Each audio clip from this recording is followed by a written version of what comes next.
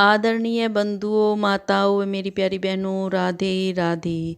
स्वागत है आपका हमारे YouTube चैनल में। आज हम आपके लिए लेकर आए हैं कार्तिक मास महात्म का पहला अध्याय।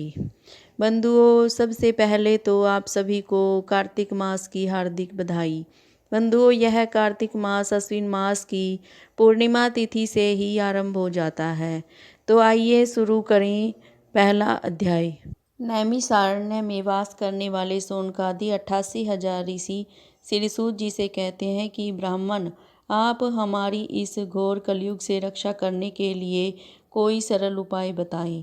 उनका यह प्रश्न सुनकर श्री सूत जी कहने लगे कि हे ऋषियों, भगवान के चरणों में तुम्हारी अटल भक्ति देखकर मैं तुमसे कार्तिक महात्म की कथा कहता हूँ, जिसके सुनने मात्र से मनुष्य के सब पापों का नाश हो जाता है और वैकुंठ का वास हो जाता है। आप सावधान होकर सुनिए। एक समय नारद जी ब्रह्मलोक में जाकर सारे जगत के कर्ता श्री ब्रह्मा जी से विनीत भाव से पूछने लगे कि हे पितामह, कृपा करके कोई ऐसी सुंदर कथा कहिए जो सब पापों के नाश करने वाली हो।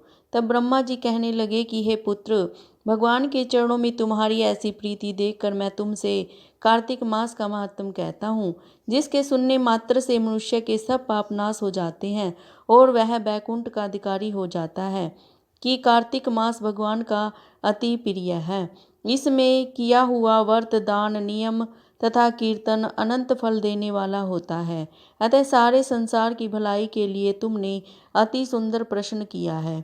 मैं इस कथा को तुमसे कहता हूँ, तुम सावधान होकर इसकी विधि सुनो। व्रती मनुष्य प्रातःकाल ब्रह्म मुहूर्त में लगभग 4 बजे उठकर शौच आदि से निवृत्त होकर 11 अंगुल लंबा सुगंधित वृक्ष का दातुन करे। परंतु श्राद्ध के दिन, सूर्य तथा चंद्र ग्रहण के दिन, एकम, अमावस्या, नवमी, छठी, एकादशी तथा रविवार को दातुन न करे। जिस दिन दातुन न करनी हो उस दिन पानी से 12 कुल्ले करके मुंह को खूब अच्छी तरह से साफ कर लेवे। जब 2 घड़ी रात्रि रह जाए तो काले तिल, चंदन, चावल, फूल या कुशा लेकर तालाब, कुंड, नदी या संगम तथा किसी तीर्थ स्थान में जाकर भगवान से प्रार्थना करे कि भगवान, आपकी और श्री लक्ष्मी जी की प्रसन्नता के साथ के लिए मैं कार्तिक मास में स्नान करूंगा। इस प्रकार प्रतिज्ञा करके श्री गंगा जी, शिव, सूर्य और विष्णु जी का ध्यान करके नाभि वर्त जल में प्रवेश करके अच्छी तरह से स्नान करें। फिर जल से बाहर आकर देवता, ऋषि और पितरों का तर्पण करें। स्नान के पश्चात षोडशोपचार विधि से भगवान का पूजन करें।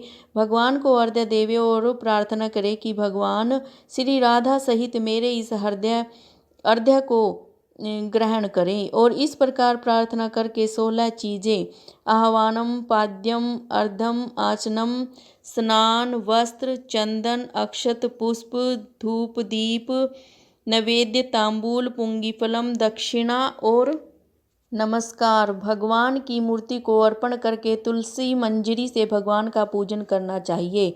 इसे षोडशोपचार पूजन कहते हैं। बंधुओं, ये पहला अध्याय पूरा हुआ।